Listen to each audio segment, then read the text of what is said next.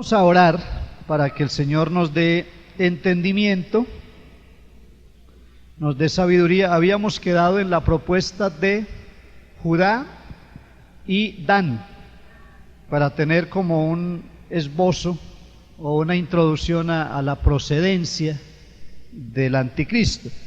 Y hoy veremos otra serie de detalles sumamente valiosos en este tema de las 70 semanas de Daniel. Pero sí creo que lo más importante es que seamos iluminados por el Espíritu Santo. Señor Jesús, esperamos que tú nos guíes, tú nos ilumines. Queremos que tú hables a nuestro corazón, que tú nos enseñes esta palabra poderosa. Oh, porque tú eres bueno, Padre nuestro. Cada día queremos aprender más de ti, Señor.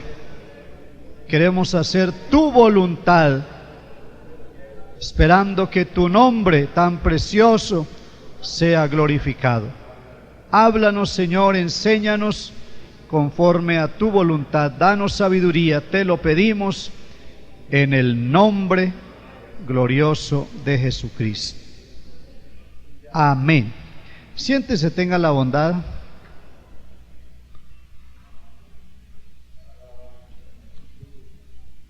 Estábamos hablando entonces que hay unas promesas que fueron hechas a los hijos de Israel y que reflejan en alguna medida lo que sucedería con las tribus en el curso del tiempo. Así que en Génesis 49, mirando lo relacionado con Judá, dice el verso 8 de Génesis 49, Judá, te alabarán tus hermanos, tu mano en la cerviz de tus enemigos, los hijos de tu padre se inclinarán a ti. Cachorro de león, Judá, de la presa subiste, hijo mío, se encorvó, se echó como león, así como león viejo, ¿quién lo despertará? Los versos 8 al 10, o al 12, perdón, entonces nos muestran al Mesías. Y el Mesías es asociado con el león. Es bueno que entendamos que el león es el rey de los animales en la selva y Jesucristo es el rey de los reyes. Estábamos viendo en alguna de las enseñanzas de la familia el problema con las zorras que quieren hacer daño a la viña. Entonces explicábamos que el mejor remedio para las zorras es soltarles al león de la tribu de Judá. No hay zorra que se mantenga ante el poder del león de la tribu de Judá. Yo creo que está claro para todos entonces que Judá quiere decir alabaré al Señor. Judá es alabanza. Era la tribu que estaba frente al tabernáculo, que estaba a la entrada, y que de la tribu de Judá fue que vino el Mesías o vino Cristo. Entonces la pregunta que nos queda es, si de Judá vino el Mesías o vino el Cristo, ¿de dónde vendrá el anticristo? El pueblo de Israel, a pesar de su incredulidad, su dureza, ¿por qué no de su ingratitud también para con Dios? Ha sido un pueblo celoso, porque siempre ha habido un remanente, el remanente de Israel, que no se ha dejado llevar por los falsos profetas, no se ha dejado llevar por la idolatría de los egipcios, los asirios, los babilonios, los persas, los griegos, o los romanos. Un pueblo que ha mantenido, es decir, una reserva, porque remanente es una reserva, es un grupo entresacado de todo el conjunto de la población. Ahora, según lo que estamos mirando respecto a la semana 70 de Daniel, entonces Israel va a ser engañado. Para engañar a Israel no lo puede engañar cualquier persona. Ellos, cuando Jesús vino, no pudieron admitir que era el Mesías, que era el Cristo. Y hasta hoy entonces siguen esperando al Mesías. Ellos están confiados que el Mesías viene. Así que la persona que va a engañarlos tiene que tener cualidades, características de Mesías. No importa que sean fingidas o que sean en apariencia, pero tan mimetizado, tan camuflado, que el mismo pueblo de Israel le pueda creer. Ahora, en esto yo les estaba anticipando en la clase anterior, pues no podemos ser dogmáticos. La Biblia nos enseña a no pensar más de lo que está escrito, pero creo que sí es conveniente que tengamos algún perfil con relación a esto. Al pueblo de Israel es muy difícil que lo engañe un chino, que lo engañe un japonés, que lo engañe un etíope, que lo engañe un americano. Es decir, hasta el punto de que se presente como el Mesías y diga: yo soy el Mesías, yo soy el Cristo, yo soy el que vengo a salvarlos. Pero en cambio, si se levanta uno que sea de Israel, de alguna de las tribus de Israel, porque insisto, no vamos a afirmar que entonces será de tal tribu, pero más o menos sacando algunas deducciones lógicas. Si ese personaje es de alguna de las tribus y puede mostrar su descendencia, puede mostrar que estuvo en la escuela de los rabinos, que estuvo en tal sinagoga, que conoce las escrituras, esa persona sí tiene opción, tiene acceso a toda esa multitud y de hecho facilidad para engañarlos. Entonces citábamos aquí el caso de Dan.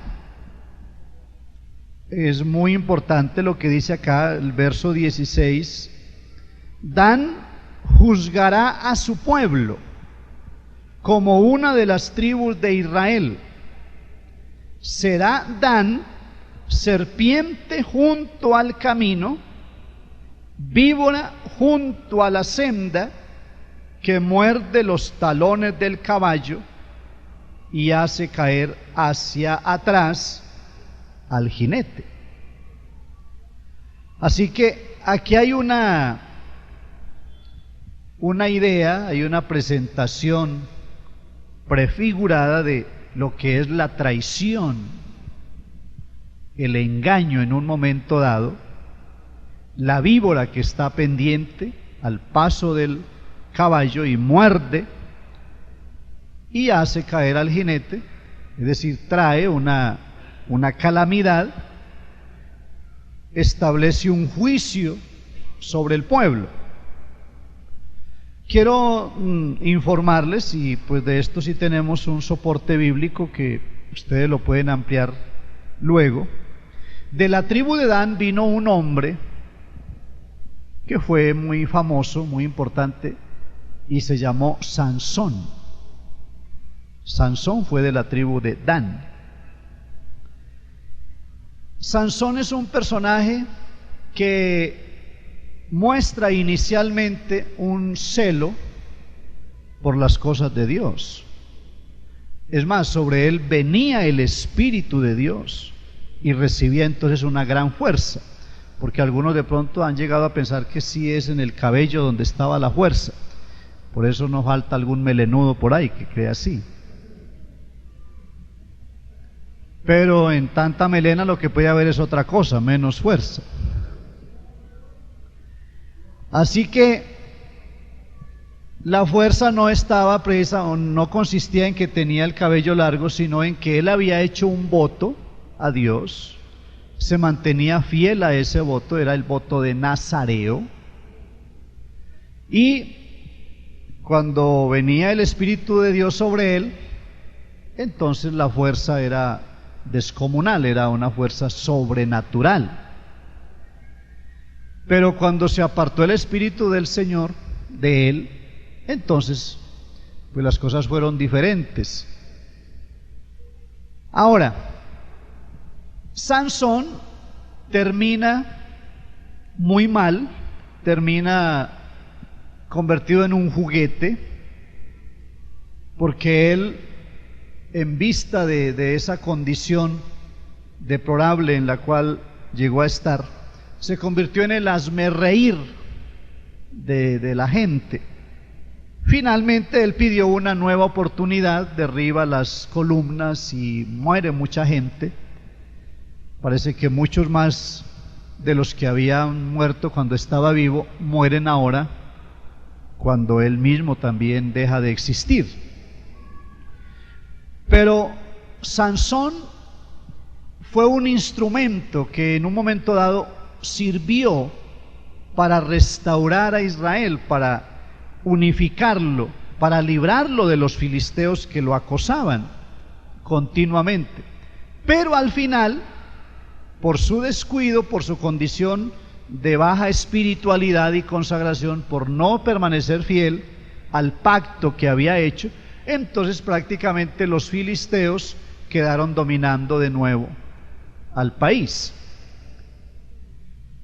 ¿Qué ocurre con el anticristo? El anticristo es el personaje que va a tener la habilidad de unificar la nación. Pero el anticristo va a romper el pacto, o sea, no va a permanecer fiel al pacto. Y entonces las naciones incircuncisas tendrán todo dominio, tendrán libre entrada a Israel, lo oprimirán en extremo grave, que como hemos visto en otras ocasiones será la gran apretura de Jacob. Entonces, son figuras, personajes que en alguna medida van mostrando lo que vendrá en un futuro para la nación judía. Dan es una tribu que difícilmente se puede identificar en las Escrituras, no es tan popular como la tribu de Rubén, la tribu de Zabulón, la tribu de Neftalí, mucho menos como la tribu de Judá. Es una tribu que casi que hay que buscarla, hay que indagar, escudriñar dónde está esa tribu.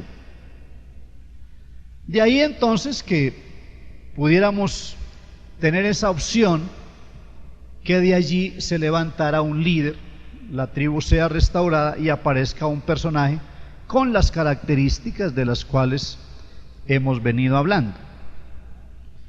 Ahora, Judá significa alabanza, pero resulta que Dan significa juicio o el que juzga. El pueblo de Dios, por el hecho de haber sido salvo, está llamado a la alabanza, a la adoración. No sé si me equivoqué, el hecho de ser salvo nos lleva a la alabanza, a la gratitud. Pero si una persona permanece en el pecado, entonces está evocando el juicio. Para la iglesia hay salvación porque recibe a Cristo, porque permanece fiel a Cristo. Pero para los desobedientes entonces vendrá el juicio de Dios a través del reinado del anticristo. Esa es la gran diferencia. Así que hay así a grandes rasgos, hay 3 razones por las cuales se pudiera pensar que viene de esa tribu. Una, los judíos están esperando al Mesías. Eso es un hecho. 2, no existe soporte bíblico para pensar en un Mesías gentil.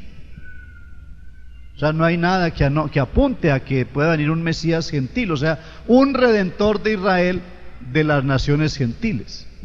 Porque es más, la Biblia dice que para poder redimir a alguien tenía que ser pariente cercano. Yo creo que eso está clarísimo. Y una tercera razón es que Pedro dice que hubo falsos profetas entre el pueblo. Se habló de falsos profetas, pero que se levantaron dentro del mismo pueblo. Y luego habla del futuro. Hubo falsos profetas y habrá también falsos profetas, que de entre vosotros mismos se levantarán y engañarán a muchos. Entonces, esto para que quede claro que del mismo pueblo puede surgir este personaje. Ahora, ¿quiénes serán los que van a ser engañados? Es una buena pregunta que deberíamos hacernos. Pablo afirmó bien su pluma en este punto, y entonces en la segunda carta a los tesalonicenses él describe de una manera muy directa quiénes son los que desafortunadamente hay aquí 3 grupos. Quiero hacer claridad en esto. El capítulo 2, desde el verso 9, desde el verso 8 para ser más completo: y entonces se manifestará aquel inicuo, a quien el Señor matará con el espíritu de su boca y destruirá con el resplandor de su venida. Inicuo, cuyo advenimiento es por obra de Satanás, con gran poder de los mentirosos, y con todo engaño de iniquidad. Primer grupo, ¿para quién es el engaño de iniquidad? Para los que se pierden. Entonces ahí usted es bueno que haga un cuadro comparativo. El anticristo viene para engañar a los que se pierden. Entonces, si usted no es de los que se pierden, no tiene nada que ver con el anticristo, porque nosotros no somos de los que se pierden, sino de los que se salvan. Pero sí tenemos seguridad sobre eso. Claro, que eso es simple. El anticristo viene para engañar a los que se pierden, y resulta que nosotros somos de los que se salvan. Tenemos a Jesucristo, ¿verdad? Entonces nosotros somos de los salvados del Señor. Pero añade aquí: por cuanto no recibieron el amor de la verdad para ser salvos. Entonces aparece un segundo grupo que sería los que no reciben el amor de la verdad. Yo quiero que esto quede bien claro en nosotros, porque algunos piensan que es que los propensos a ser engañados son solamente la gente muy vulgar o muy inmoral o muy violenta. No, no se necesita que tenga alguna característica de esas, simplemente que no reciba el amor de la verdad, y la verdad es Jesucristo. Eso concuerda exactamente con lo que San Juan escribió cuando dijo: y esta es la condenación, que la luz vino al mundo. Pero ¿qué pasó con el mundo? Entonces dice que los hombres amaron más las tinieblas que la luz, porque sus obras eran malas. Entonces la condenación no se da porque sea un criminal, no se da porque es un ladrón, no se da porque es una prostituta, porque es una persona de una vida licenciosa. Se da por rechazar a Cristo. Porque si fuera así, entonces la gente que no ha hecho ese tipo o no ha practicado ese tipo de pecados, llamemos vergonzosos, pues entonces también se salva, aunque no crea en Cristo. Pero es que la única puerta de entrada al reino de Dios es Jesucristo. Yo escuchaba de algo que sucedió en un estadio en un país centroamericano. Estaba predicando un gran evangelista y había ido una señora muy destacada de la ciudad a la campaña.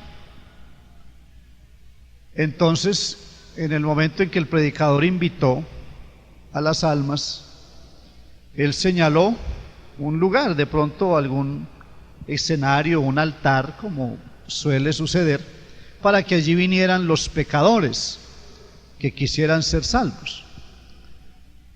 Pues el asunto iba bien, pero la señora le pareció como incómodo pasar allá, pues ahí habían personas de muy baja calidad, muy baja moral. Entonces la señora mandó a decir al predicador si tenía algún lugarcito especial donde se pudieran arrepentir las personas como ella, de esa altura, ¿no?, de ese nivel. A lo cual el predicador respondió: bueno, es que aquí estamos presentando una puerta de entrada al reino, y esa puerta es Jesucristo. Y todo el que quiera entrar al reino tiene que pasar por la misma puerta, por donde pasa el borrachito, por donde pasa el ladroncito, por ahí tiene que pasar. Entonces la señora dice que se enojó mucho. ¿Cómo es posible que una persona de mi calidad, de mi categoría, tenga que pasar por la misma puerta por donde pasan los demás? Pero el predicador siguió replicándole: el problema, señora, o sea, usted puede, si quiere, pensar así, pero el gran problema que tenemos aquí esta noche es que para entrar al reino de Dios no hay sino una sola puerta. Ahora, esto es importante. Hay gente que quiere tener una puerta a su antojo, a su amaño, pero hermano, la única puerta es Jesucristo, para el pobre, para el rico, para el sabio, para el ignorante. Entonces, este grupo, el primero es los que se pierden, el segundo los que no reciben el amor de la verdad, pero hay un tercero que está aquí mismo mencionado. Dice el verso 11: por esto Dios les envía un poder engañoso para que crean a la mentira, a fin de que sean condenados todos los que no creyeron a la verdad, sino que se complacieron en la injusticia. Una persona que no recibe a Cristo, que se complace en la injusticia, que se complace en la maldad, que se deleita en la maldad, es exactamente candidato o candidata para ser engañado por el anticristo. Nosotros, pues por la gracia de Dios, entonces no somos de los que se pierden, sino de los que se salvan. No somos de los que rechazan la verdad, sino de los que la reciben. Y no somos de los que nos complacemos en la injusticia, sino que nos complacemos en la justicia. La justicia de Dios. Gloria a Dios.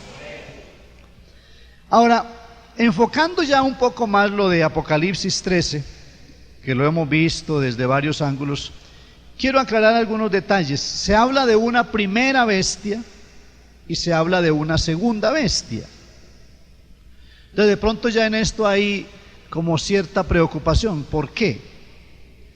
La primera bestia, dijimos que sube del mar, representa un imperio político. Pero la segunda bestia, un imperio religioso. Ambas bestias tienen que trabajar por un mismo ideal.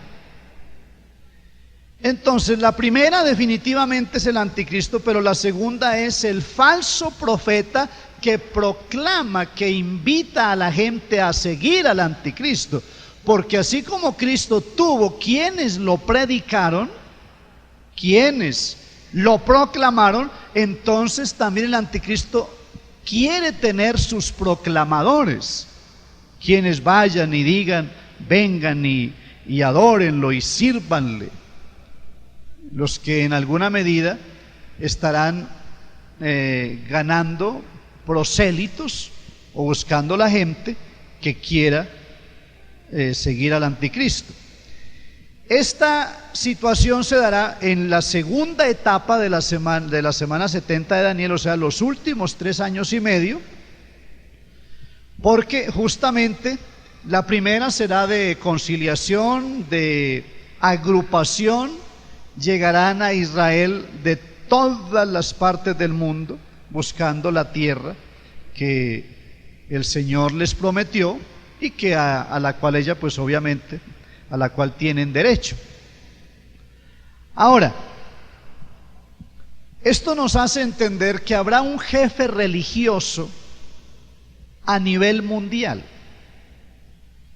si se puede llamar así, un líder religioso que se unirá a un líder político. En otras palabras, el Estado, todo lo que es la parte política, administrativa, se unirá con la religión para formar un solo gobierno. Usted se imagina si todos los gobiernos del mundo se unen con la religión y esa religión es falsa. Entonces quiere decir que los gobiernos seguirán una religión falsa, ¿verdad? Eso es exactamente lo que ha pasado con la iglesia romana. A partir de Constantino, entonces, se produce lo que se llama una amalgama, o lo que en Apocalipsis se considera en una de las iglesias como un matrimonio, una alianza. Incluso se le llama Pérgamo a esa iglesia, que se une, se identifica con el paganismo para formar un solo gobierno, una sola ley.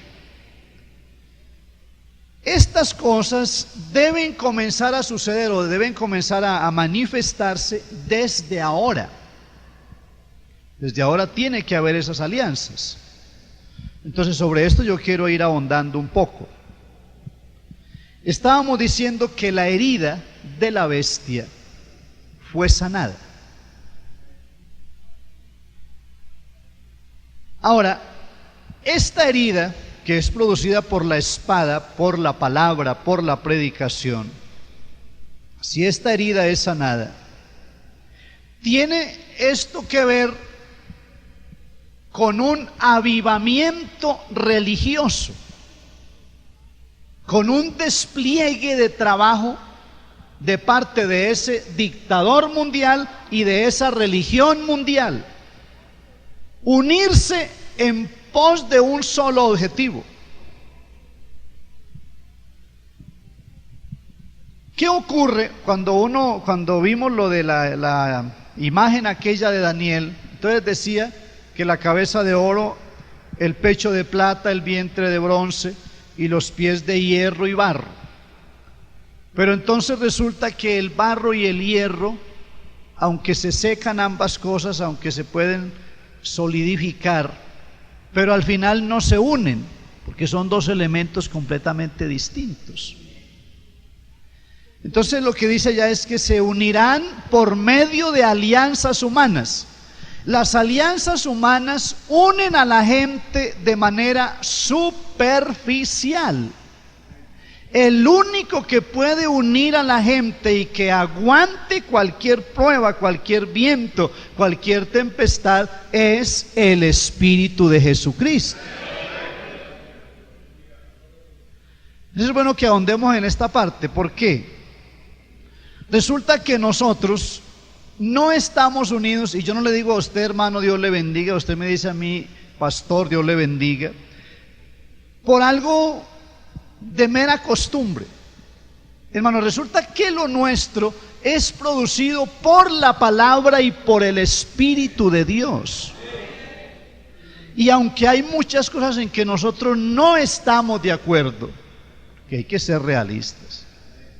De pronto usted no está de acuerdo conmigo en muchas cosas, De pronto yo no puedo aceptar otras que usted piensa. Pero aún habiendo divergencia de conceptos y de opiniones, nosotros sentimos que somos uno en Cristo. De pronto a mí no me agrada la forma como usted hace ciertas cosas. Y a usted le pasa lo mismo conmigo. Este pastor sí es como chiflado, como no. Pero en el fondo resulta que usted me ama a mí. Y a mí no me agrada esa forma suya que tiene, cierto estilito que yo digo, ay Dios mío, este hermano, esta hermana. Pero yo le amo. Créame. ¿Por qué me miran así? Pero entonces es la unidad en el Espíritu. Gloria a Dios.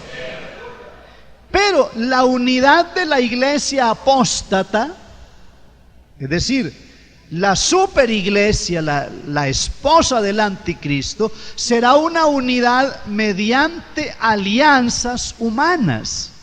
Si notamos entonces la diferencia. Y ellos se van a llamar hermanos. Y se van a decir Dios le bendiga.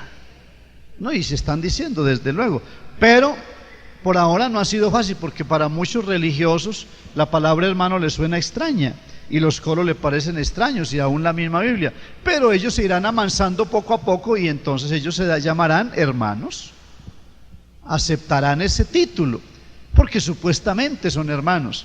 Pero es que uno no es hermano aquí porque lo diga de labios, sino porque se ha operado algo en nuestro corazón. Gloria a Dios. A ver, vayamos a ciertos ejemplos o pequeñas experiencias en la vida. Usted va por la calle o va en el metro o en el bus, y alguien lo saluda muy amable y le dice, hermano, Dios le bendiga, qué alegría verlo. Pero resulta que esa persona le dice así porque, bueno, es muy amable, le tiene cariño, pero no es creyente. Usted le dice amén y usted le acepta, porque uno le debe aceptar la bendición a la persona. Pero allá adentro usted siente que aunque le dijo hermano, no es su hermano. ¿Sí o no? Porque es que esto de hermano es por el Espíritu. Alabado sea el nombre del Señor. Ahora, esto nos puede ayudar muchísimo, por eso lo quiero reteñir, porque la iglesia del anticristo prácticamente ya se está formando, solo que no se ha declarado abiertamente. Las alianzas están hechas en la gran mayoría de iglesias. Los grandes líderes ya firmaron el acuerdo. Da pena decirlo o tristeza, pero el problema es que muchos, miles de personas que asisten a determinadas iglesias, ellos no saben lo que está pasando arriba. Pero mientras que ya muchos de sus líderes firmaron, pactaron, están asociados o matriculados a la superiglesia, entonces los fieles o los miembros de esa congregación poco o sencillamente nada saben.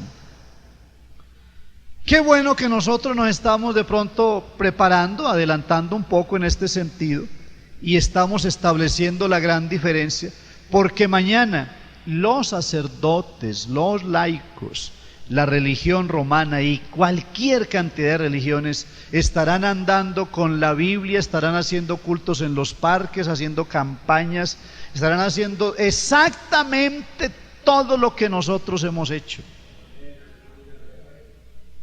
Estarán haciendo eso, pero eso no debe a nosotros ilusionarnos y decir, uy, qué maravilla, se convirtió el sacerdote. Porque de pronto son las alianzas humanas solamente. Es solamente el montaje porque Jesucristo tiene su verdadera iglesia. Gloria a Dios. Ahora, en esto es donde tenemos que madurar, y yo no sé si me hago muy reiterativo, pero tenemos que madurar. No le creamos a la gente que porque tiene una Biblia, hermano, que porque cantan un coro, que saltan, que porque danzan. No es la única manera, que porque habla en lenguas. No, nosotros tenemos que ir más a fondo, tenemos que crecer espiritualmente. Por eso yo les he insistido, tenemos que tener discernimiento espiritual. Yo sé de varios hermanos que cuando han pasado por algún lugar y entonces ven a los religiosos haciendo sus misas, sus reuniones y cantando nuestros coros, dicen: ¡ay, qué bendición! ¡Ay, tan lindo! Ya cantan los coros, ya están para convertirse. Quiero decirles que en la mayoría de casos, los que más nos imitan, los que más quieren ser como nosotros, son los principales enemigos. Nosotros hicimos una campaña en una plazuela, se llama Blackwood, un lugar muy selecto también, y pues nos tocó de pronto esperar un poquito que terminaran los carismáticos. Ellos tenían allí también su culto público como campaña y predicación. Así que de pronto se quedaron algunos por ahí, tal vez como para espiar o mirar lo que hacíamos nosotros. Aprovechando esa circunstancia, logré hablar con 2 o 3 de ellos. Pero de verdad me quedé sorprendido. Yo los noté cuando estaban haciendo su reunión, sus coros, la Biblia, incluso la exposición misma del mensaje, muy bonito, de verdad, la música. Pero cuando ya nos pusimos cara a cara, cuando pusimos los puntos sobre las íes, enemigos, completamente enemigos del mensaje del nombre de Jesús. Es decir, lo que se llama aborrecedores, empecinados de lo que es el bautismo, la recepción del Espíritu Santo, la santidad, todo. Pero ahí aparentemente era como un culto. Y comprobamos, y varios nos dieron testimonio, de pronto en parte lo pudimos ver personalmente. La gran mayoría de ellos terminaban su culto, porque eso lo hacían semanalmente, se quedaban en las discotecas ahí y en lugares por ahí que no eran tan recomendables, pero tenían su apariencia de piedad, su culto prefabricado y sucesivamente todo lo que en alguna medida nos asemeja a nosotros. Hermano, lo nuestro es por el Espíritu Santo. Acostumbrémonos a eso. Que porque le habló bonito, que tiene una Biblia nueva, que sabe muchos coros, que hermanito tan lindo, que hermanita, que bendición. Ojo vivo. Entonces no se confíe. Por los frutos los conoceréis. Gloria a Dios. Todo eso entonces para que se cumpla lo de curar o sanar la herida.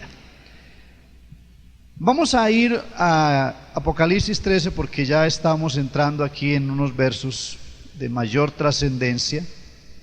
El verso 13,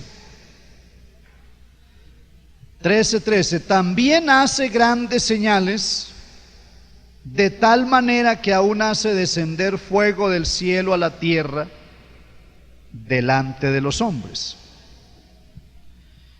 A ver, contemplemos aquí dos acontecimientos importantes. Uno, señales, las señales. Dos, el fuego. ¿De dónde el falso profeta, de dónde el anticristo se está copiando este molde de señales y hacer descender fuego. Eso no es nada nuevo, o sea, no es algo extraordinario, algo que por primera vez se va a dar. Ya en la antigüedad hubo señales. Ya en la antigüedad descendió fuego del cielo. Pero eso lo sabe el que tiene la palabra y el que se le ha implantado este mensaje en su corazón. ¿Y por qué se dieron esas señales y por qué descendió ese fuego? Pero el que no conoce, el que ignora la palabra, cuando vea descender fuego del cielo, él va a correr para allá. Dice, no, esto es lo máximo. Y yo me atrevo a pensar, disculpen si yo de pronto en esto me salgo un poco de casilla, pero no faltará algún hermano que se va a estar a boquiabierto viendo eso el día que se pueda dar una señal de ese tipo. Dicen, no, este es el gran poder de Dios. Pero es la imitación. La imitación. Entonces, las señales se dieron en Egipto, pero las señales tuvieron dos orígenes. Las señales genuinas se originaron en Dios, en su poder, pero las que eran de imitación, o sea, las falsas señales, se originaron en la hechicería, en el ocultismo, porque el ocultismo es viejísimo. Que claro, las brujas han ido evolucionando, eso sí es verdad. Entonces en ese tiempo, yo no sé, andarían en carruaje. En la época de los abuelos ya ascendieron a escobas, ¿cierto? Pero yo no me atrevo a pensar una bruja montando en escoba ahora, me parece muy ordinaria. Como muy a la antigua. No. Se supone que ahora usará rayo láser, utilizará la internet o algo. No, y hay mensajes de brujería en internet, eso no es cuento. Y hay gente que ha quedado cautiva por mensajes satánicos en internet. Entonces ha ido evolucionando.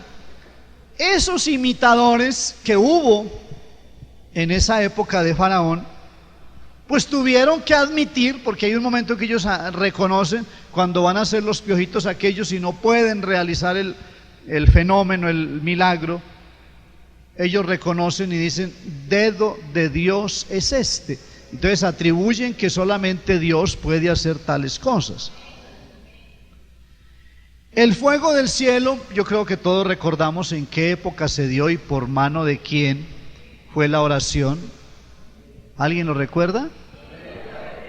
La época del profeta Elías era una época de apostasía. Descendió el fuego del cielo, pero entonces el descenso de ese fuego produjo una restauración, porque dice que el pueblo, cuando vio que descendió el fuego, se postró sobre su rostro y adoraron a Dios y dijeron, el Señor es Dios. O sea, aquí no nos queda duda, Él es Dios, Él es el verdadero Dios, no es Baal. Pero aquí, porque ahí es donde tenemos que escudriñar y mirar las cosas. Aquí las señales no van a llevar a la gente a reconocer que el dedo de Dios es el que tiene el poder. Van a llevar a la gente a reconocer que es el anticristo el que tiene el poder. Y entonces es cuando se va a producir la adoración masiva al anticristo. Y el fuego que desciende del cielo no va a producir en la gente arrepentimiento y reconocimiento al Dios vivo y verdadero.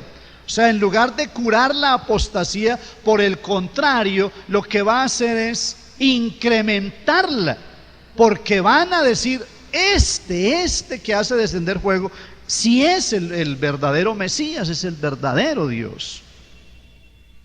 Nosotros, en alguna medida, de pronto sí nos puede faltar mucha madurez en esto, pero creo que nosotros ya no nos dejaremos impresionar fácilmente por señales, porque allá hacen milagros, porque allá descendió una nube, porque allá se vio un fuego especial. Hermanos, para nosotros Cristo es el todo. Cristo es la nube, Cristo es el fuego, Cristo es la señal mayor. Pero si yo voy allá a un lugar que porque hay un señor que tiene una nube sobre la cabeza, que entonces allá sí está la verdad, pues aquí vemos un poco también con nubes. Nubes, aleluya. Alguien le da la gloria al Señor Jesucristo. Alabado el nombre del Señor. Cuando la gente pregunta, bueno, ya ver, ¿cuántas señales hay en su iglesia? Ya ven los milagros. Allá hay gente paralítica y jamás se levanta. Allá hay gente que no se cura ni de una gripa. Y hay gente con úlcera y todos los días. Y entonces, ¿qué? Por eso entonces no es esta la iglesia del Señor, por eso. Que nos puede faltar fe, sí. Y que deberíamos tener la fe suficiente para bajar el número de hernias, ¿cierto? Para reducir el número de úlceras. Pero resulta que es que la iglesia del Señor no se rige por la cantidad de señales o milagros. A esto quería llegar, hay un punto acá. En San Juan, el capítulo 10, es bien importante. San Juan 10, verso 41. Y muchos venían a él y decían: Juan, a la verdad, ninguna señal hizo, pero todo lo que Juan dijo de éste era verdad. ¿Y qué pasó por esto? Y muchos creyeron en él allí. Aquí está, el Señor está dando un discurso. El Señor ha hecho un poco de señales, hizo la señal de las bodas en Caná de Galilea, una señal preciosa, fue la primera señal. Y hubo muchos que creyeron por esa señal. Pero entonces, en el caso de Juan el Bautista, ¿qué? ¿Cuál milagro? A ver, ¿quién recuerda algún milagro hecho por Juan el Bautista? Que oró por un enfermo y se sanó. Juan el Bautista, yo creo que en cierta medida se parecería mucho a nosotros los predicadores de este tiempo, que oramos por un enfermo y en lugar de sanarse se muere. A mí me iban a contratar por allá en un pueblito. Había orado por 3 y los 3 se habían ido. Y ya estaban poniendo los ojos en mí, este es el hombre. Entonces de Juan el Bautista no se dice que haya hecho milagros, que haya hecho señales. Pero ¿qué se dice de Juan? ¿Cómo está en el texto? Lo que se dice es que todo lo que él dijo de Jesucristo era cierto. Entonces, allá está la clave del asunto. Que es que en esa iglesia hay señales, que en esa iglesia hay milagros, que allá ocurren muchas cosas, pero lo que dicen de Jesucristo es verdadero. A ver, un momentito, porque es que ese amén ahí, yo no sé, a ver.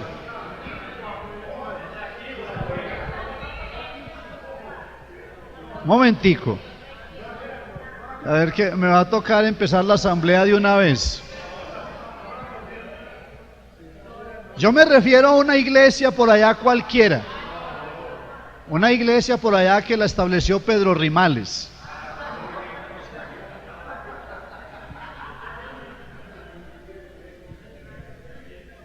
Y entonces allá hay milagros, hay sanidades y todo. Y entonces por eso ya es la iglesia del Señor. Ahora, hay otra que no tiene milagro ni tiene sanidades, es decir, se da lo normal. Se sana la gente, pero aquí no sonamos trompeta por eso. Porque aquí hay gente que se ha sanado. Claro, gloria al Señor. Pues, hombre. Pero ese no es el tema de nuestra predicación.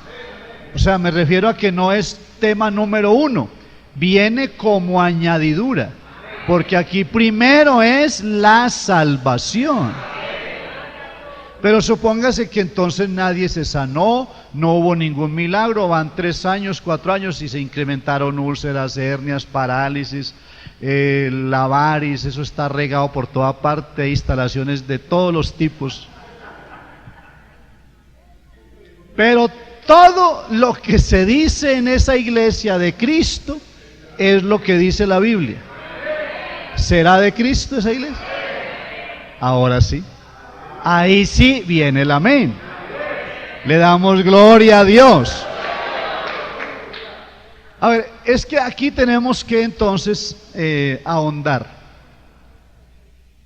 Resulta que la ilusión óptica o el emocionalismo, el sensacionalismo ha llevado a la gente a creer que por el solo hecho de haber muchas sanidades y muchos milagros y muchas señales, esa es la iglesia de Cristo. Y eso no es así. ¿Por qué? Resulta que una persona puede ser sanada, pero no perseverar en el camino de Cristo. Y de hecho, Jesús sanó a 10 leprosos, pero los 10 lo siguieron. ¿Cuántos? Uno solo. Y entonces Jesús, porque Jesús tiene muy buena memoria, y dijo, ¿y luego no fueron 10? Claro que si hubiera sido uno de nosotros hubiera dicho, pues yo creo que era como 1 o 2, ¿sí? A Jesús no se le pasan así tan fácil. Y luego no eran 10, y los 9 ¿dónde están? ¿Ah? O sea, Jesús hace bien las cuentas. Qué bonito eso, ¿cierto? Pero hubo 9 sanados, porque ahí hay una gran interrogación. Entonces eso lo hace el diablo. Entonces eso es satánico. Yo creo que no sería de entrar a hacer un juicio general. A mí me da temor hacer un juicio general. Porque qué tal que alguien crea que el Señor lo sana y sea el Señor el que lo sana. Eso no podemos generalizar. Ahora, que habrá cultos que directamente son satánicos y que se evoca espíritus y que allí ya eso está manejado por influencias netamente espirituales del infierno, entonces se supone que la sanidad que hay allá en un culto declarado de eso es del diablo. Pero hay gente que de buena fe se va a algún culto trinitario, un culto carismático, un culto pentecostalizado, y allí recibe la sanidad. Yo me atrevo a pensar con toda honestidad que a esa persona la sanó el Señor. Pero con ser sano ya es suficiente. No. Porque entonces por allá el Señor sanó al hombre que estaba al lado del estanque, que llevaba ¿cuántos años esperando para meterse al agua? 38 años. Todo ese tiempo esperando, y el Señor lo sanó, pero después se lo encontró por allá en la calle. Y oiga lo que el Señor le dijo: ve y no peques más, para que no te ocurra alguna cosa peor. Oye, si habrá alguna cosa peor que estar unos 38 años, pero el Señor se le dijo que le podía pasar algo peor. ¿Qué era lo peor? Quedarse sin salvación, quedarse sin Cristo. Ahora, yo pienso que Jesús le echó el ojo y no le vio como muy buena calidad espiritual. Dijo, este se va a torcer. Claro, este se tuerce. Entonces le salió al camino, no peques más. O sea, el hombre fue sanado, pero él no estaba interesado en arrepentirse. O sea, él no estaba con esa sed de adoración, de consagración, sino que él estaba por ahí, quién sabe, ingreído en qué cosas. Hay mucha gente que ha sido sanada, hay mucha gente que ha presenciado milagros, pero eso no garantiza la salvación. Porque es que la salvación es una entrega total a Jesucristo, y es perseverar en su camino, y no perseverar de cualquier manera, perseverar en santidad. Gloria a Dios. Así que yo pienso, pues me atrevo a decir, Si aquí mañana montaran una de esas iglesias donde tumban la gente, donde hay ese desborde de milagros y prodigios, y hacen los cultos el día martes, el día miércoles, el día jueves, el día sábado, el día domingo, pues yo confío a tener como la misma gente aquí, ¿o no? ¿O más? Pero qué tal que nos quedemos con la mitad. ¿Y dónde está el hermanito fulano? No, él se fue para allá para que lo tumbaran allá, que porque allá. Si usted lo que quiere es que lo tumben, venga, yo lo tumbo aquí.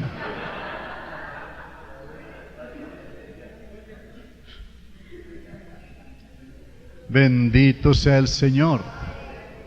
Hermano, el Señor no vino a tumbar, el Señor vino a salvar la gente. Y los que cayeron de espaldas no eran amigos de Cristo, eran enemigos. Y cayeron, ¿sabe por qué cayeron de espaldas? Cuando Jesús les declaró la divinidad. ¿Buscáis a Jesús Nazareno? Ah, sí, buscamos a Jesús Nazareno. Yo soy, ¡pum! Porque el yo soy es el que es por siempre, el que para siempre vive, el que existe por sí mismo. Ante la declaración de la divinidad no pudieron resistir porque tenían doctrina falsa. De eso sí se caen de espaldas, pero los que tienen la doctrina verdadera caen, pero no de espaldas, sino de rodillas. Y a los pies de Jesucristo, y quebrantados y compungidos y llorando y hablando en lenguas por el Espíritu Santo. Gloria a Dios. Entonces, de acuerdo en que no nos van a impresionar señales y prodigios, que será una maravilla si nos las da Dios, si vienen de Él, bienvenidas. Y Dios puede hacerlo porque para Él no hay nada imposible. Pero que porque allá las hacen y aquí no, y que entonces ahora sí vamos a irnos allá porque allá está la verdad. No, no sería el caso, porque lo que importa es que lo que se diga de Jesucristo sea verdadero. Quiero mostrarles acá, o sea, como dos polos, llamemos así, dos polos. ¿A dónde guía el Espíritu Santo? Aquí en el mismo Juan, el capítulo 16, es bien interesante esto. Verso 13.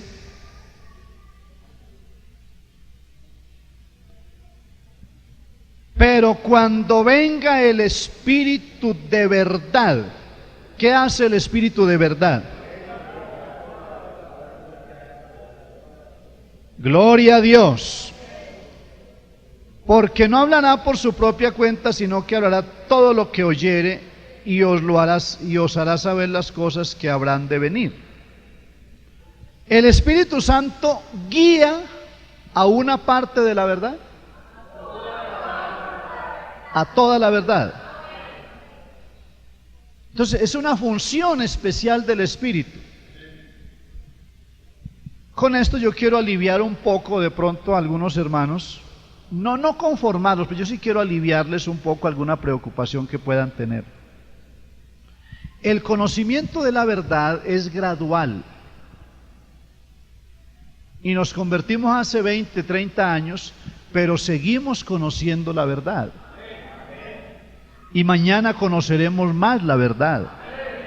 Y este estudio de las 70 semanas nos ha llevado a conocer más la verdad, ¿sí? Cuando uno se convierte, conoce a Cristo, su bondad, su misericordia, y se hace discípulo de Él. Pero no significa que ya sabe todo lo relacionado con la verdad.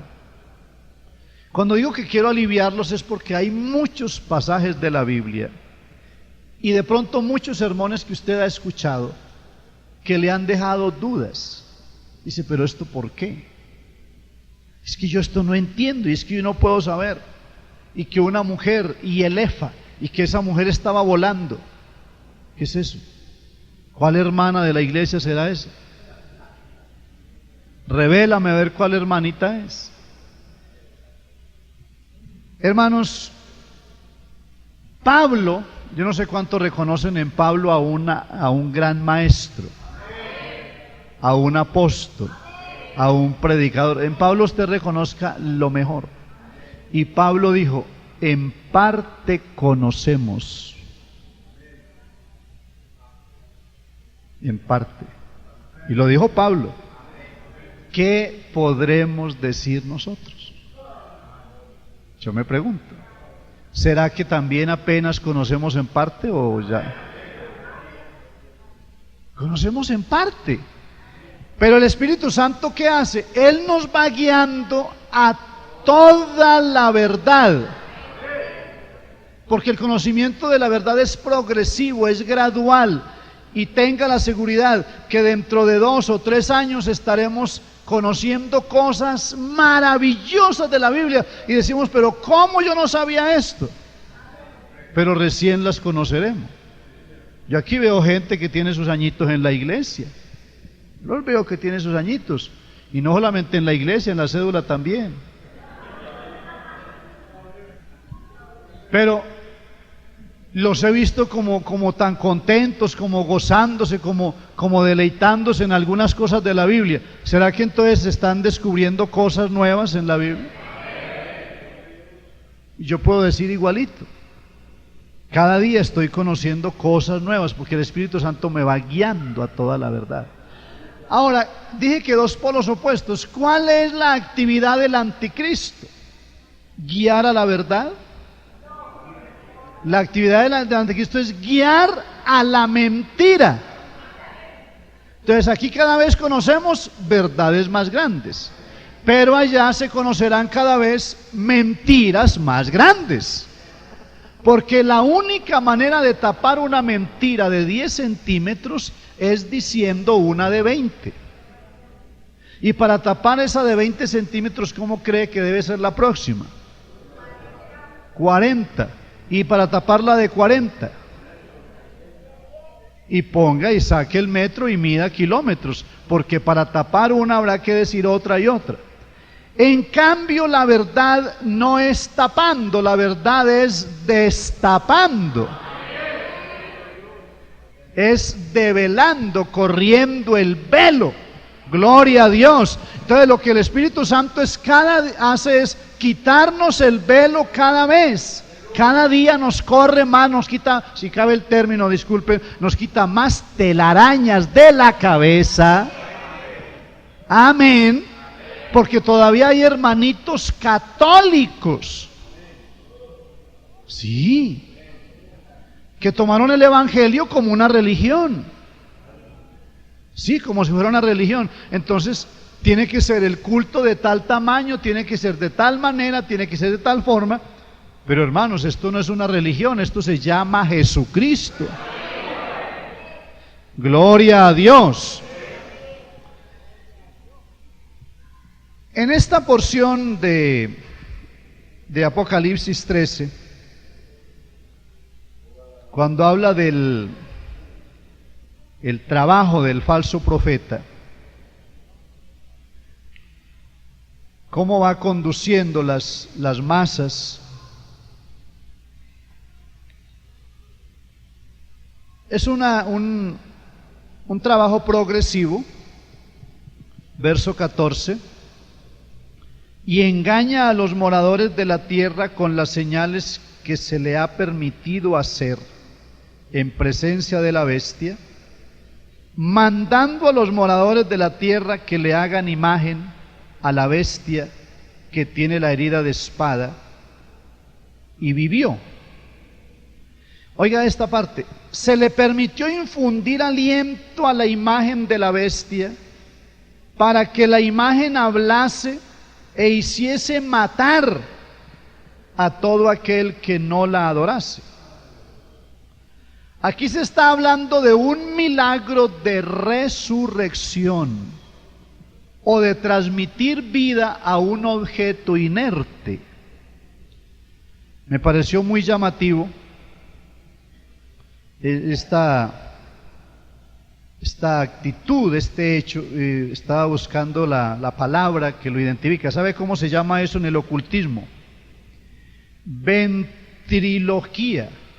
Ventriloquía. Darle vida a un objeto inanimado y ponerlo a hablar. Eso lo podrá hacer Satanás. Hacer ventriloquía para que queden muchos ventriloquios, ¿no?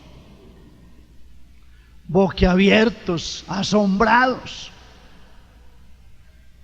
Oíamos un poco al hermano Aldever sobre los zombies en Haití, y de verdad hay algunos casos comprobados de haberse robado un cadáver y haberlo resucitado, y el cadáver resultara al día siguiente, al segundo día, trabajando, cargando piedras, de pronto arando un terreno. Pero cuando le preguntaron el nombre o cuando fueron a hablar con él, resulta que era muy callado. No hablaba, no conocía a nadie, era un ser extraño. Sencillamente estaba poseído por una legión de demonios. Y se le dio vida en esa forma, mediante una influencia o posesión directamente satánica. A ver, en este caso, ¿qué es lo que el anticristo va a hacer? Va a recurrir a todos los trucos habidos y por haber en la magia y en la hechicería. Puede ser que algunos ya están informados de esto, pero si no, pues se informan. Dentro de la iglesia romana, en sus ministros, un buen número de ellos son expertos en toda clase de hechicerías y en el manejo de la magia. De pronto alguno recibió o directa o indirectamente la información de que a su abuelo le mostraron el infierno, o le mostraron el purgatorio, o le mostraron los condenados. Pero ¿y cómo sucedía eso? Que levantaban 2 o 3 baldosas allá en un lugar y se veía el infierno allá abajo, y que se oía los quejidos de las pobres almas en el purgatorio, para poder convencer a la gente que había que pagar unas cuotas de rescate, que es una de las doctrinas romanas.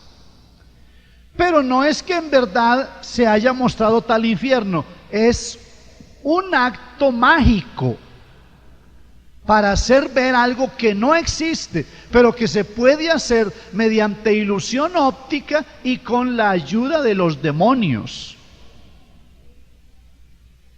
El anticristo irá a recurrir a todo esto para engañar a la gente y darle vida a una imagen, y que esa imagen hable y haga matar al que no la adore. Se va a repetir la historia de Nabucodonosor. Ustedes recuerdan, él levantó una imagen, pues bueno, por lo menos a esa imagen no la hizo hablar, pero entonces sí hizo que todos tenían que adorarla, obligó a la gente a que la adorara, pero por ahí aparecieron unos que no la adoraron: Sadrach, Mesach y Abednego. Y entonces hicieron calentar el horno 7 veces más de lo acostumbrado, y fueron a hablar con ellos: pues sepas, oh rey, que no adoraremos tu imagen, y el Dios a quien nosotros servimos, Él nos librará del fuego. Y cuando echaron los 3 al fuego, el rey miró, y entonces ya no habían 3, habían 4. Ese es el Dios nuestro. Gloria a Dios.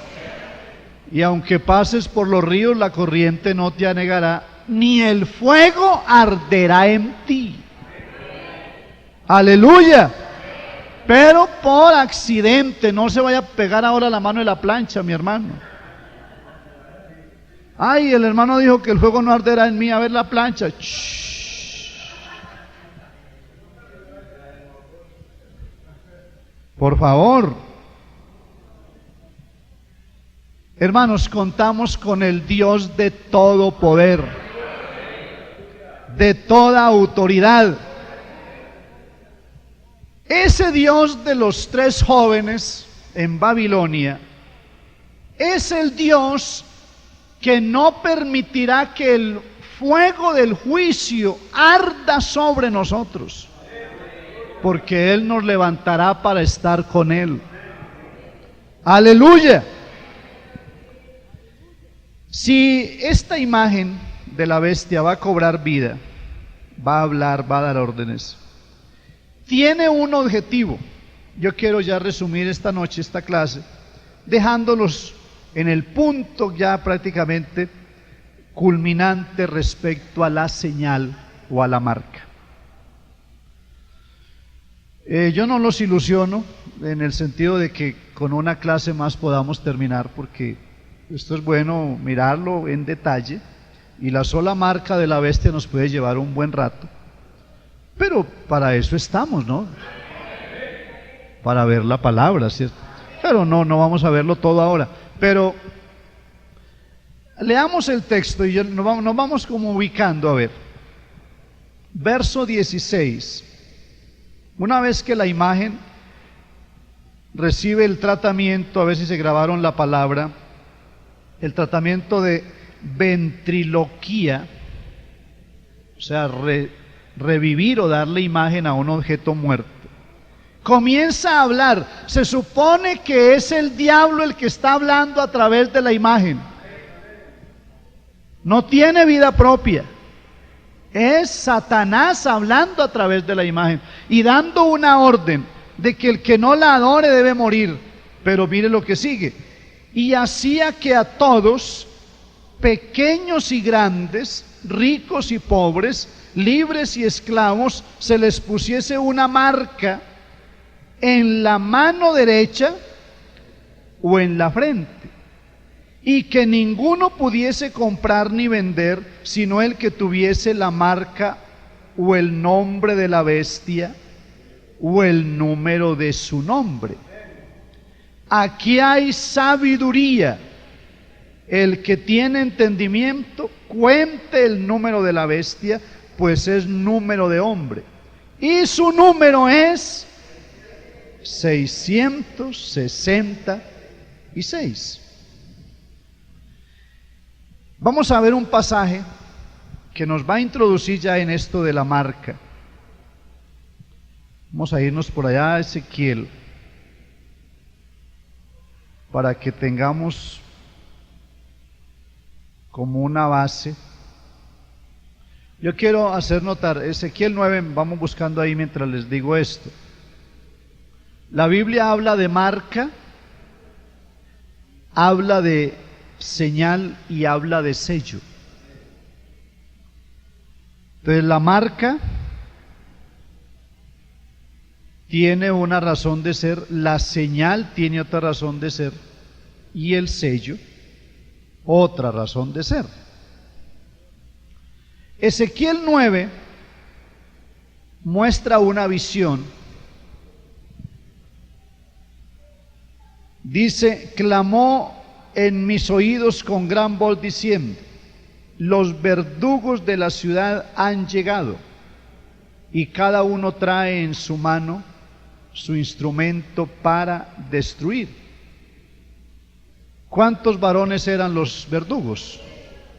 Y he aquí que 6 varones venían del camino de la puerta de arriba, que mira hacia el norte, y cada uno traía en su mano su instrumento para destruir.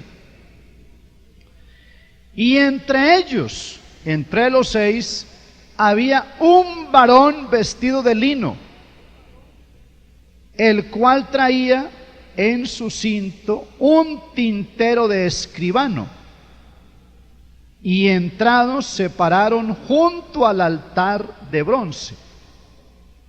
Es bueno que entendamos que estos acontecimientos se realizan dentro del santuario, o sea, dentro de un santuario. El pueblo de Israel en la Biblia es considerado el santuario de Dios, o sea, donde Él se ha movido, donde Él ha legado su palabra, donde se ha dado los ministerios proféticos.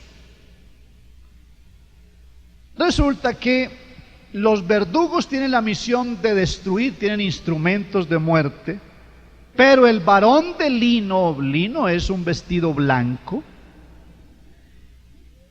El color blanco es símbolo de pureza, símbolo de santidad. El verdugo es símbolo de muerte. Que usted vea un verdugo, pues ahora de pronto no está tan, y en el occidente no es tan común, pero ver un verdugo en la época de los reyes, en la época de Alejandro o de César, no le daba a uno como mucha risa, porque el verdugo era el símbolo patente de la muerte. Llegó el verdugo, así que por lo menos si le da tiempo de despedirse, pero ya era el final. Este varón vestido de lino tiene una función. Los hombres que tienen instrumentos tienen una función. Dice el verso 3: y la gloria del Dios de Israel se elevó de encima del querubín sobre el cual había estado al umbral de la casa, y llamó Jehová al varón vestido de lino que tenía a su cintura el tintero de escribano. Primero va a trabajar el varón vestido de lino. Ojo con esta parte que es muy importante, porque si primero son los verdugos los que van a hacer el trabajo, pues a ver, sería muy preocupante y no nos va a encajar en el cuadro que vamos a ver. Pero primero el varón vestido de blanco. Hay un trabajo. Pasa por en medio de la ciudad, por en medio de Jerusalén, y ponles que una marca, ponles una señal en la frente. ¿A quiénes? A ver, a los hombres que gimen y claman a causa de todas las abominaciones que se hacen en medio de ella. Para que alguien clame y gima y llore por causa de las abominaciones, tiene que tener celo de Dios. Le repele, le repugna el pecado. Así que el varón de lino va a ir por la ciudad y va a buscar esa gente, esos que gimen y que lloran y que claman, que no están de acuerdo con el pecado que hay en la ciudad. Y a esos que encuentre por allí, entonces debe hacerles algo. Dice el verso 5: y a los otros dijo, oyéndolo yo, pasad por la ciudad en pos de él. Es decir, en pos es después, ¿cierto? No es adelante, sino después del varón de blanco. En pos de él. Y matad. No perdone vuestro ojo, ni tengáis misericordia. Matad a viejos, jóvenes y vírgenes, niños y mujeres, hasta que no quede ninguno. Pero ¿qué había que hacer? Pero a todo aquel sobre el cual hubiere señal, no os acercaréis. ¿Dónde debían comenzar? Comenzaréis por mi santuario. Y comenzaron pues desde los varones ancianos que estaban delante del templo. Miremos esto, el número 6 aquí de verdugos es el número del anticristo. El varón de lino blanco es la figura de Cristo. La señal que pone el varón de lino es una señal que identifica la sangre del Cordero de Dios, porque ustedes recordarán que en Egipto fue necesario poner una señal en los postes, en las puertas, en los dinteles, y donde quiera que estaba la señal, el ángel destructor no hizo daño, pasó de largo. Resulta que Cristo se le adelanta a los verdugos de la gran tribulación, y hace ya rato que está moviéndose en este mundo y está poniendo una señal. ¿Alguien tiene la señal de Cristo? Pero no es la señal de la Santa Cruz. Es la señal de la sangre. ¿Cómo se nos da la señal de la sangre? por el nombre de Jesucristo. Entonces, el día en que fuimos bautizados en el nombre de Jesús, que se aplicó ese nombre, es como si hubieran tomado un hisopo, lo hubieran metido a una vasija repleta de sangre caliente, todavía humeante, y nos hubieran pasado por encima ese hisopo, porque la sangre de Jesucristo nos limpia de todo pecado. Y yo me atrevo a pensar y a testificar también esta noche, porque yo lo sentí así. En el momento en que yo fui bautizado en el nombre de Jesús, yo recuerdo cuando el hermano Eliseo dijo: hermano Gabriel, te bautizo en el nombre de Jesucristo para el perdón de los pecados y que seas lleno del Espíritu Santo. Hermano, yo sentí una sensación de limpieza, una sensación de pureza, una sensación de gozo inexplicable. El Señor me había marcado, me había puesto la señal de su sangre. Aleluya. Ahora, si nosotros tenemos la señal de Cristo, porque esa señal está seguida por un sello, la señal del nombre que trae la sangre de Cristo, porque dice que estas cosas se escribieron para que creyendo tengáis vida ¿en qué es que se tiene vida? En su nombre. El animal tiene la vida ¿en qué? En la sangre. Un animal tiene la vida en la sangre, pero nosotros tenemos la vida, el cuerpo tiene la vida en la sangre también, claro. Pero la vida eterna la tenemos en el nombre de Jesucristo. ¿No le damos la gloria a Jesucristo? Aleluya, a ver, un aplauso fuerte para Jesucristo.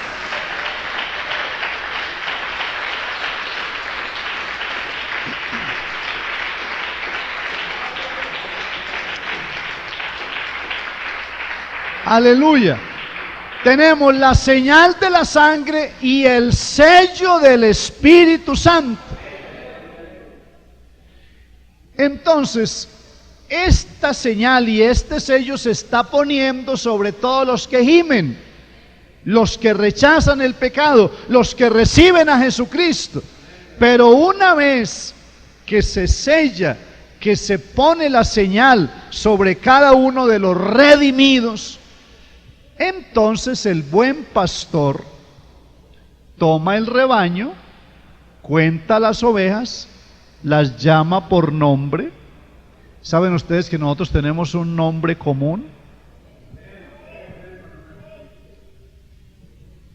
Aquí pues hay diversidad de nombres: Oscar, Gabriel, Juan, Bertulio, Rosa, Pedrina, bueno, como sea. Pero todos nosotros respondemos a un nombre: el nombre de Jesucristo. A ver, yo quiero que, es decir, algo tan sencillo. Vamos por la calle y entonces alguien por ahí dice: Juan. Nos seguimos, ¿no? Rosa. ¿Cuánto tú dices? Oye, Bertulio. Y nosotros seguimos. Pero de pronto alguien dice con buen acento, lo hace con cierta reverencia, dice: Jesucristo. ¿Miramos o no miramos? Porque somos del nombre de Jesucristo. Pero como yo, si me llamo Gabriel, voy a responder cuando alguien diga Jesucristo? Es que yo no me llamo Jesucristo. Claro que no, yo no me llamo así, pero ese es el nombre que yo llevo aquí. Y cuando alguien menciona ese nombre, es como si tocara un resorte y a mí me impacta inmediatamente. Gloria a Dios, porque somos de la familia del nombre de Jesucristo. Aleluya. Ahora bien, el que no tenga la señal de la sangre, ni tenga el sello, es decir, no es bautizado en el nombre de Jesús, no tiene el sello del Espíritu Santo, y lo veíamos en la clase anterior, no está inscrito en el libro de la vida. y se aparece entonces la etapa, la época en que la gente va a ser marcada en la mano derecha o en la frente, ¿será que se deja marcar? Claro, es decir, habrá una situación propicia. Desde luego que muchos no se van a dejar marcar. Van a preferir ser decapitados. Pero son aquellos que en ese tiempo van a entender que solamente Jesucristo es la esperanza, que van a volverse a Dios, dice que se volverán de todo corazón, y entonces el Señor tendrá misericordia de ellos. Por ahora está todo ya preparado, hay máquinas láser, ni siquiera hay que herir a la persona, se le puede poner el código en su mano, se le puede poner en su frente, solamente al contacto de un aparato, entonces de una vez se graba su código y esa persona responderá, será detectada en cualquier parte donde vaya, puede ser seguida, porque ya está allá en el computador y no habrá manera de que se extravíe. Para hacer sus negocios, para hacer todo, será dependiendo de ese código o esa marca. Hermanos, nosotros ahora tenemos un código, pero nuestro código es celestial. Cualquier otra cosa que se nos quiera sobrevenir extraña al código verdadero, nosotros lo detectamos inmediatamente, porque el Espíritu Santo es como un sistema de radar, y a cierta distancia y cierto movimiento, cierta manera de ser, dice: no me convence, este no es, o esta no es, esa palabra no es verdadera. ¿No les parece que entonces es glorioso lo que el Señor nos ha dado? Ahora, este sentido espiritual debe agudizarse cada día. Yo les invito a que no nos conformemos, sino que cada día tengamos, si cabe la palabra, las antenas más bien puestas y recibamos mayor influencia del Espíritu de Dios. Bueno, el tiempo ha marchado muchísimo, dejemos hasta acá. La próxima semana, con la ayuda del Señor, vamos a mirar entonces seguramente ya el número 666, su significado, a quienes se identifica o se ha identificado con este número, tantas cosas. Estén en pie, por favor, vamos a orar. Demos gracias a Dios. ¿Les parece glorioso estar en Cristo?